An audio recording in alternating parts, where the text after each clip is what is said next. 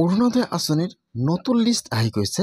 কেনেকৈ আপোনালোকে অৰুণোদয় আঁচনিৰ নতুন লিষ্টটো চেক কৰিব লাগিব। আজি কিন্তু অৰুণোদয় আঁচনিৰ গুৰুত্বপূৰ্ণ আপডেট আহি গৈছে। সেইটো আপডেট হ'ল যিসকলে এতিয়ালৈকে অৰুণোদয় আঁচনি লাভ কৰা নাই আৰু এইবাৰ অৰুণোদয় আঁচনি 3.0ত নতুনকৈ আবেদন কৰিছে বা যিসকলে আগৰ পৰা প্ৰতিমাহে অৰুণোদয় আঁচনি পইচা লাভ কৰি আছে, জুন মাহত আৰু জুলাই মাহত অৰুণোদয় আঁচনি পইচাসমূহ আনে আৰু ডকুমেণ্ট জমা কৰিছিল, যিসকলে প্ৰতিমাহে অৰুণোদয় আঁচনি পইচা লাভ কৰি আছে, এতিয়া কিন্তু সকলোৰে নাম অৰুণোদয় আঁচনিৰ নতুন লিষ্টত আহি গৈছে। যিসকলৰ নাম লিষ্টত আহি গৈছে কিন্তু সেইসকলে গেছৰ ফৰ্মটো জমা কৰিব লাগিব। যদি আপোনালোকে গেছৰ ফৰ্মটো জমা নকৰে তেনেহ'লে কিন্তু আপোনালোকে প্ৰতিমাহে 1500 টকা লাভ নকৰিব, আপোনালোকে 1250 টকা লাভ কৰিব। কেনেকৈ আপোনালোকে অৰুণোদয় আঁচনিৰ নতুন লিষ্টটো চেক কৰিব যে আপোনালোকৰ লিষ্টত নামটো আহিছে নে অহা নাই, আৰু যদি আপোনাৰ নামটো লিষ্টত অহা নাই এতিয়া কিন্তু আপোনালোকে আৰু এবাৰ অৰুণোদয় আঁচনিৰ কাৰণে নতুনকৈ আবেদন কৰিব লাগিব। কেনেকৈ আপোনালোকে অৰুণোদয় আঁচনিৰ লিষ্টটো চেক কৰিব লাগিব আৰু কেনেকৈ আপোনালোকে নতুনকৈ আবেদন কৰিব লাগিব সম্পূৰ্ণ প্ৰচেছ ষ্টেপ বাই ষ্টেপ জনাই দি আছোঁ। জানিবলৈ হ'লে ভিডিঅ'টো সম্পূৰ্ণকৈ চাই ল'ব স্কিপ নকৰাকৈ। আৰু যদি আপোনালোকে মোৰ চেনেলত নিউ হয় মোৰ চেনেলটো ছাবস্ক্ৰাইব কৰি ৰাখি দিব। ইতিমধ্যে কিন্তু অৰুণোদয় আঁচনিৰ লিষ্টটো আহি গৈছে। যিসকলৰ নাম লিষ্টত আহিছে সেইসকলে কিন্তু ছেপ্টেম্বৰ মাহৰ 17 তাৰিখে অৰুণোদয় আঁচনি পইচা লাভ কৰিব। আৰু যদি আপোনাৰ নামটো লিষ্টত অহা নাই তেনেহ'লে কিন্তু আপোনালোকে অৰুণোদয় আঁচনি পইচা লাভ নকৰিব। কেনেকৈ আপোনালোকে অৰুণোদয় আঁচনি লিষ্টটো চেক কৰিব লাগিব জানি লওক।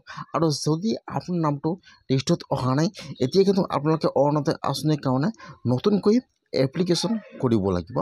এইটো হৈছে কিন্তু অৰুণোদয় আঁচনিৰ নতুন লিষ্ট। ইয়াত কিন্তু সকলোৰে নাম আহি গৈছে, যিসকলে আগৰ পৰা অৰুণোদয় আঁচনি পইচা লাভ কৰি আছে অথবা যিসকলে এইবাৰ অৰুণোদয় আঁচনি নতুনকৈ আবেদন কৰিছে, যিসকলৰ নাম ভেৰিফাই হৈ গ'ল, সকলোৰে নাম লিষ্টত আহিছে। কেনেকৈ আপোনালোকে লিষ্টটো চেক কৰিব লাগিব। লিষ্টটো কিন্তু আপোনালোকে অনলাইনত নাপাব। যদি আপোনালোকে লিষ্টটো বা আপোনালোকৰ নামটো চাব বিচাৰে তেনেহ'লে আপোনালোকে আপোনাৰ পঞ্চায়ত অথবা যিটো আপোনালোকৰ গাঁৱৰ ৱাৰ্ড মেম্বাৰ আছে তাত যাব লাগিব। লিষ্টটো কিন্তু আপোনালোকে অফলাইনত চাব লাগিব। লিষ্টটো কিন্তু আপোনালোকে অনলাইনত চাব নোৱাৰিব। সেইকাৰণে যদি আপোনালোকে এতিয়াও লিষ্টটো চোৱা নাই আপোনালোকে আপোনাৰ পঞ্চায়ত অথবা যিটো আপোনালোকৰ গাঁৱৰ ৱাৰ্ড মেম্বাৰ আছে তাত কিন্তু অৰুণোদয় আঁচনি লিষ্টটো আহি গৈছে, তাত আপোনালোকে লিষ্টটো চেক কৰিব পাৰিব যে আপোনালোকৰ লিষ্টত নামটো আহিছে নে অহা নাই। যদি আপোনাৰ নামটো লিষ্টত থাকে তেনেহ'লে কিন্তু আপোনালোকে প্ৰতিমাহে অৰুণোদয় আঁচনি পইচা লাভ কৰিব বা আপোনালোকে কিন্তু এতিয়া ফৰ্মটো লাভ কৰিব। যিসকল মানুহৰ নাম লিষ্টত আহিছে সেইসকলে কিন্তু সকলোৱে গেছৰ ফৰ্মটো এতিয়া লাভ কৰিব। যেতিয়া আপোনালোকে গেছৰ ফৰ্মটো লাভ কৰিব ফৰ্মটো ফিল আপ কৰি জমা কৰিব লাগিব। যেতিয়া আপোনালোকে ফৰ্ম ফিল আপ কৰি জমা কৰিব তেতিয়া আপোনালোকৰ নামটো এপ্ৰুভ হ'ব। তেতিয়া কিন্তু আপোনালোকে প্ৰতিমাহে অৰুণোদয় আঁচনি পইচা 1500 টকা লাভ কৰিব। সেইকাৰণে আপোনালোকে অতি সোনকালে আপোনাৰ পঞ্চায়তত যাই লিষ্টটো চাই লওক যে আপোনালোকৰ নামটো লিষ্টত আহিছে নে অহা নাই। যদি আপোনালোকৰ নামটো লিষ্টত অহা নাই তেনেহ'লে কিন্তু আপোনালোকে এতিয়া অৰুণোদয় আঁচনিৰ কাৰণে নতুনকৈ এপ্লিকেশ্যন কৰিব লাগিব।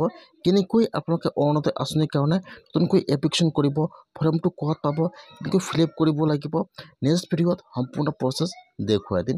কিন্তু আৰু অৰুণোদয় আঁচনিৰ কাৰণে নতুনকৈ এপ্লিকেশ্যন আৰম্ভ হৈ গৈছে। যদি আপোনালোকৰ নামটো লিষ্টত অহা নাই তেনেহ'লে এতিয়া আপোনালোকে অৰুণোদয় আঁচনিৰ কাৰণে নতুনকৈ এপ্লিকেশ্যন কৰিব লাগিব। কেনেকৈ আপোনালোকে এপ্লিকেশ্যন কৰিব নেক্সট ভিডিঅ' আহি আছে, ফুল প্ৰচেছ দেখুৱাই দিয়া হ'ব।